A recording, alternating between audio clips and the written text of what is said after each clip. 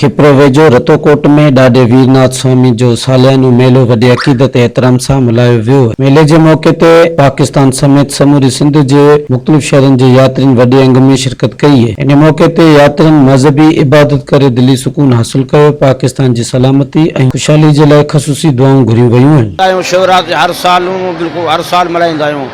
परे परे जा माण्हू ईंदा आहिनि हिते। असीं तमामु सुठो बंदोबस्तु रखंदा आहियूं। ॿिया जेको पंहिंजे अंतर जो खिपरो आहे या मिरपुर खां हैदराबाद या कराची घोटकी ॾेरकी उते जा माण्हू पंहिंजी लाइ ईंदा आहिनि हिते रतोकोट मेले ते। थर जो माण्हू बि ईंदा आहिनि। अमरकोट मिठी सलामकोट ताईं माण्हू असां ईंदा आहिनि। ॾाढे वीरनाथ जी वरसी थींदी आहे। असीं जथो बि खणी ईंदा आहियूं हिते। असांखे ॾाढो आनंद ईंदो आहे मेले में।